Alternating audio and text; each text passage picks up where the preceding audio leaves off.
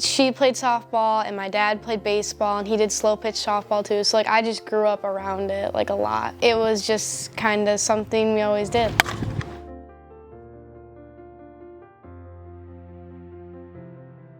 High school softball is a huge opportunity. You know, we're just kind of a big group of friends, and yeah, within softball and out of softball, you know, it's hanging out, and giving me the ability to play would open so many possibilities that could change my future, really.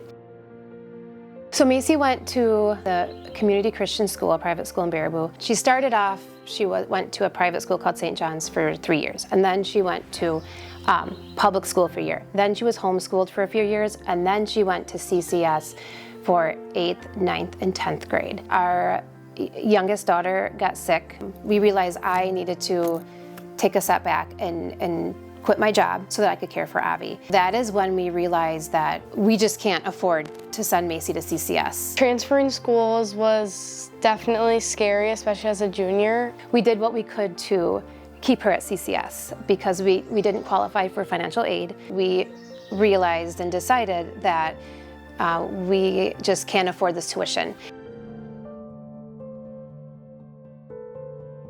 Macy started the school year in September, and we received a phone call from the varsity softball coach saying that Macy could not play softball because she transferred as a junior. The WIAA provided very little details about why Macy couldn't play softball. Obviously, with my younger sister Avi, it was such an unfortunate event, and you know, it was definitely hard on our families. The WIAA told us that because we sent Macy back to CCS, the school year after Avi, our daughter Avi, was sick, that we could afford it. He first of all made a comment and said, well, honestly, it looks like your insurance covered most of the medical bills, because we gave him 57 pages of medical bills from the hospital. But we had ongoing medical bills, appointments. She had an eye surgery that she was gonna have, diabetes supplies and equipment. That was the first comment that I felt really upset by. So I am Lucas Weber, Deputy Counsel at the Wisconsin Institute for Law and Liberty. The Weigels reached out to us. They were dealing with a situation where their daughter had been denied the opportunity to play high school sports by the WIAA, and they didn't know where to go next. They didn't know the next steps they should take, and they were looking for help. We talked to them for a couple of minutes, and as soon as we did, we knew this was a family that we had to help. So the WIAA, or the Wisconsin Interscholastic Athletic Association, is an unincorporated nonprofit association of schools throughout Wisconsin that was put together to regulate high school sports. We were more than willing to share what the WIAA was asking for. And when I asked him, I said, what else can we show you? And he said, I don't know. If you were telling the truth, then you would know what to show me. And I was just shocked. These are adults in Stevens Point making decisions that impact the lives of children throughout Wisconsin.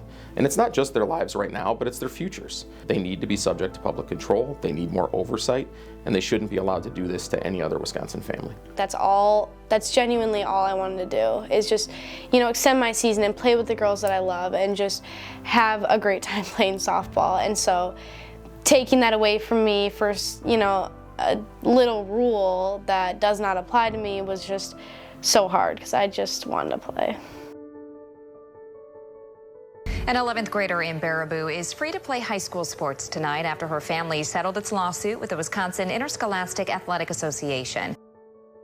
I remember I was in school and I got a text and I was just like in shock. It was just like, what do you mean? Like, it's just over? Like, we're just done fighting this? And, you know, I can finally just play. When we found out that we won, the first people that we wanted to give back to was the Wisconsin Institute for Law and Liberty. The time that they put into this and the effort, and they changed Macy's season and so much in our lives.